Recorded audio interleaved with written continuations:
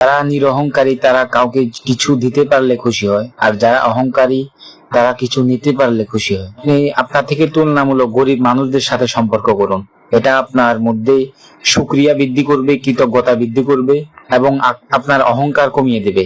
উত্তর দেওয়ার জন্য নয়, বরং কি বলছে তা বোঝার জন্য শুনবো। আপনি নিজেকে অন্য ব্যক্তির জুতার মধ্যে নিজেকে রাখুন।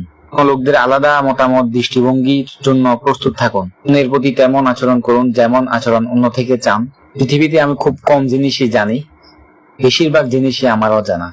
ধরে নেন যে পুরো সাগরের তুলনায় এক ফোঁটা পানি যেমন ক্ষুদ্র, তেমনি আমার জানার পরিমাণ অজানার তুলনায় তেমন ক্ষুদ্র। আমার ভুল হওয়ার সম্ভাবনাই বেশি, যেহেতু আমার জ্ঞান কম, তাই ভুল হওয়া স্বাভাবিক। ভুল হলে আমি নিজের ভুল স্বীকার করে অন্য মানুষের কাছে ক্ষমা চাইতে পারি এবং এটা আমার অহংকার কমবে। নিজেকে অযথা বড় দেখানোর দরকার নেই। আমি যদি ভালো কিছু করি তাহলে মানুষই তা বলবে, আমার নিজে এত ঢোল ফিটানোর দরকার নেই।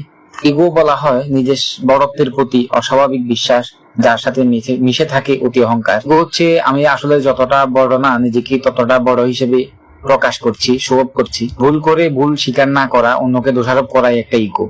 একজন ইগো সম্পন্ন মানুষকে আপনি কখনোই হারাতে পারবেন না। তার সাথে আর্গুমেন্টে গেলে আপনি বোকা। একজন ইগো সম্পন্ন মানুষ সে কখনো হারবে না, সে তার মূর্খতা কখনো স্বীকার করবে না। তার সাথে তর্কে না যাওয়াই ভালো। ইগো সম্পন্ন মানুষ ভুল করলে তারা স্বীকার করে না, বরং তারা মানুষকে দোষ দিয়ে দেয়, মানুষের উপর দোষ চাপাতে পছন্দ করে। আমি যদি মনে করি আমি সবার থেকে বেশি জানি, তাহলে আমি নতুন কিছু শিখতে পারবো না। যে গ্লাস পূর্ণ রয়েছে তাতে কি নতুন করে পানি ঢালা যায়? নতুন কিছু শিখতে হলে আমাকে গ্লাস খালি করতে হবে। ইগোওয়ালা মানুষ তারা কাজ করে কম, চাপা মারে বেশি। যার জ্ঞান যত কম তার ইগো তত বেশি, যার জ্ঞান যত বেশি তার ইগো তত কম। কেউ যদি আমার কোনো ভুল ধরিয়ে দেয় যা আমার মধ্যে রয়েছে, যদি আমি তার পর অপমান বোধ করি, তাহলে আমার মধ্যে ইগো সমস্যা রয়েছে। ইগো হচ্ছে অন্যের কাছে নিজেকে নিরন্তর বড় করে দেখানোর একটা প্রচেষ্টা মাত্র। বাহিরে বেশিরভাগ মানুষ অযথা নিজেদের ইগো বাড়িয়ে নিয়েছে। তাদের ইগো হার্ট না করে তাদের সাথে হাম্বল হয়ে কথা বলো। তারা যতটা যোগ্য না, নিজেদেরকে ততটা যোগ্য হিসেবে দেখানোর চেষ্টা করছে, যেমনটা আমি নিজেও করি।